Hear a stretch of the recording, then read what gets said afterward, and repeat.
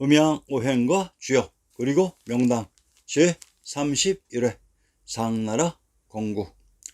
하나라의 마지막 왕궐이 상나라의 탕왕에게 멸망되면서 하나라는 역사 속에서 사라지게 되었습니다. 이제 그들의 이야기 속으로 들어가 봅시다. 상나라의 시조 설. 자, 이제 상나라의 정체를 밝혀봅시다. 설은 상나라의 시조로 여겨지는 전설로 전해지는 인물이다. 자설이라고도 한다. 사마천 사기에 의하면 유용씨의 딸이자 제국의 차비인 간적이 수용을 하고 있을 때 제비의 알을 먹어서 태어났다. 또 요해시대에 태어났다고 한다. 설은 성인이 된 후에 우의 황하치수를 도왔다. 수는 설의 업적을 평가해 사도로 임명하고 상에 봉하였으며 자라는 성을 주었다. 다만 시경에는 요가 상에 봉해졌다고 쓰여져 있다. 사마천의 사계에 나오는 가계도를 살펴봅시다. 상나라의 가계도. 소전씨의 후손과 헌원. 사마천의 사계에서는 고대사의 모든 영웅 호골들이 상기와 같이 헌원의 후손으로 조작 정리되었습니다. 고구려 신라 가해가 헌원의 후손이라는 얘기 들어는 보셨는지요? 이것이 바로 동북공정의 실체인 것입니다. 사마천의 사기에서는 상나라의 시조설을 난생신화로 주작해 놓았습니다. 그렇다면 상나라의 시조설은 과연 우리 역사 속에 누구였을까요? 신라의 박혁거세. 신라 신토 또는 새로운 신토의 의미. 신씨 개천의 부도는 불도, 박달, 박탈, 배달, 백두, 불타, 부처, 불토, 쇠토, 서울, 수토, 수메르, 수마울, 화다, 화도, 화도로도 불렀습니다. 한자로 표기하면 천부하시, 신씨, 신도, 힌두, 인도, 신토, 신터, 신타, 신라가 됩니다. 개천이 있었던 경도인 서울을 신씨, 신도, 신라라고 합니다. 그리고 치우천왕시대 개척한 왕부의 부도인 한양장안의 중심 관중을 신도라고 합니다. 경주의 군명 신라는 원래 신라를 관중의 신라로 조작했던 것입니다. 박혁거세. 한국사 신라의 시조라고 하는 박혁거세의 밀양이 바로 상나라의 시조 설이 봉지로 받은 상땅으로 상나라의 설이 바로 박혁거세입니다. 이것을 입증할 수 있는 유일한 실력자가 바로 아리안 X입니다. 왕호는 고서간 박씨의 시조이며 일명 불군해라고 한다. 비는 사량 출신인 아령 부인이다. 고조선의 멸망과 잇따른 북방의 정치적 격변 등에 따라 유이민의 파동으로 남부지역에는 많은 소국이 형성되었는데 경주 평화를 중심으로 금량, 모량 혹은 사량, 본피, 한지, 습비 등 6주의 후예들이 사로국을 형성, 양산촌, 고촌, 진지촌, 대수촌, 가리촌, 고야촌 등 6개 마을을 이루고 살았다. 삼국유사 삼국사기에 의하면 고천종 소벌공이 양산기승 나정교 숲속에서 큰 알을 발견했는데 알송에서 어린아이가 나와 이 아이를 길렀다. 그의 나이 13세가 되던 해 육촌의 촌장들이 그의 출생이 신이하다고 하여 왕으로 삼았다고 합니다.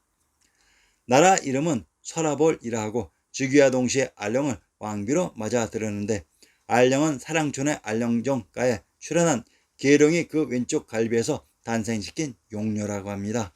즉위 후 왕비와 함께 육부를 놀며 농사와 양잠을 장려했으며 서울을 금성으로 정하고 성을 쌓았다. 죽은 뒤 담암사 북쪽에 있는 사릉에 장사 지냈다. 박과 같이 생긴 알에서 나왔다 하여 박이라는 성을 붙였으며 혁고세는 이름이 아닌 존호로 불군해라고 한다. 이는 혁을 뜻으로 읽고 거를 음으로 읽는 불구와 세를 뜻으로 읽는 내를 합한 것으로 불귀인의 즉 밝은 세상의 뜻이다.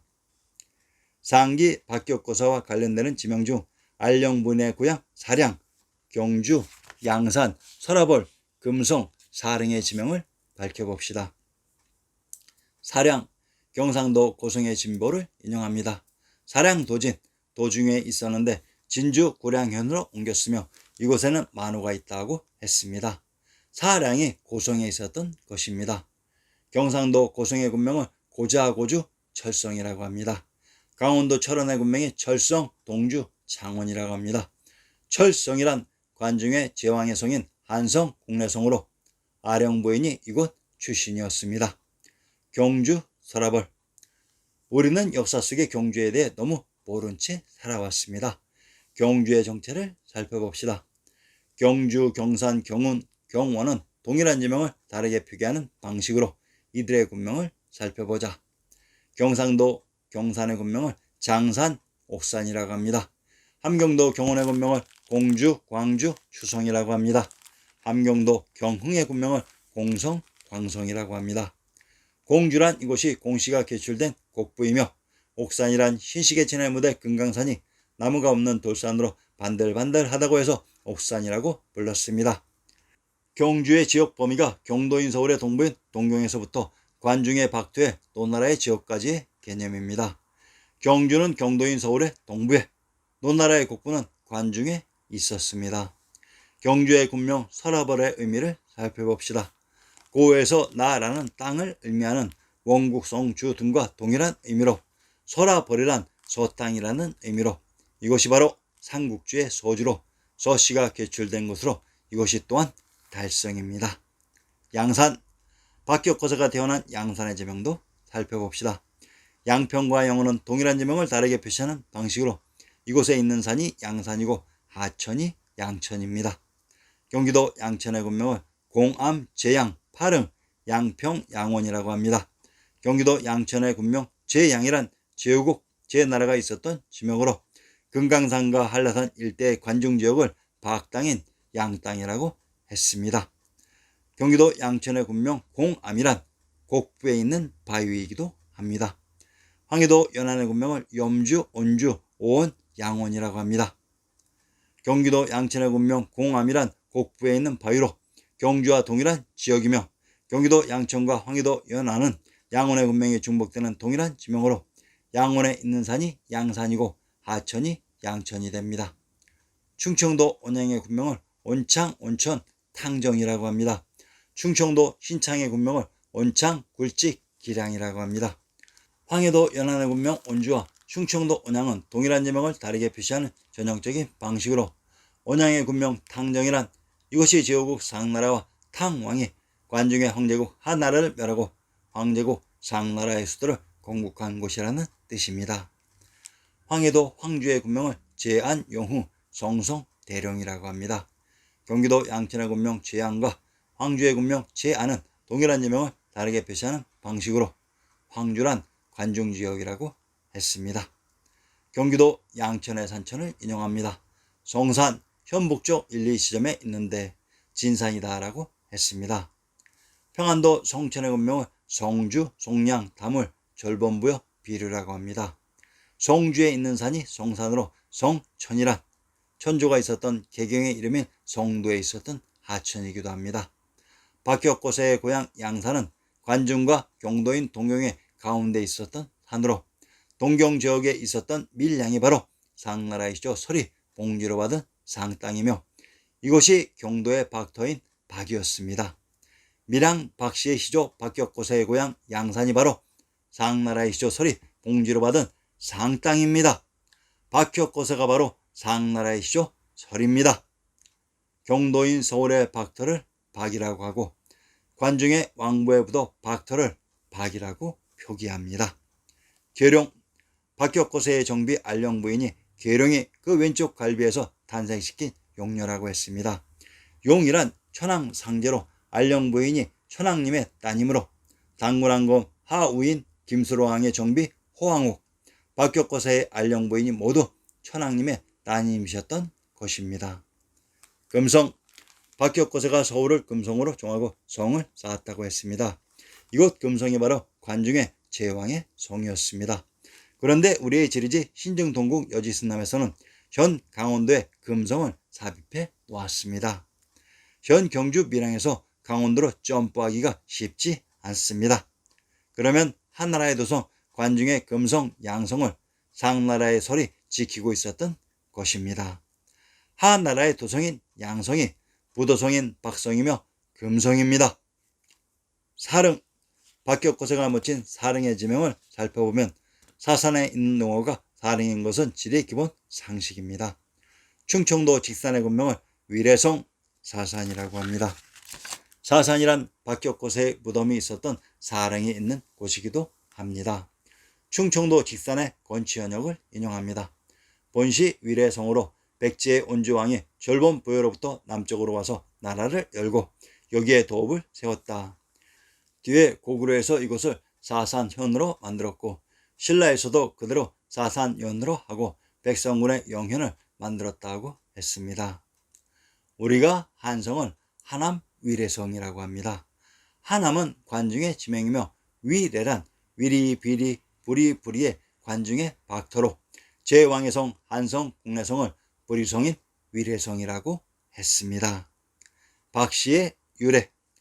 조작된 역사에서는 박격고세가 박과 같이 생긴 알에서 나왔다고 하여 박이라는 성을 붙였다고 했습니다. 그런데 성이 탄생한 성씨의 기본은 그들이 봉지로 받은 땅과 100% 관련이 있습니다. 어떠한 성도 이 원칙을 벗어나지 않습니다. 박씨가 개출된 지명을 밝혀봅시다.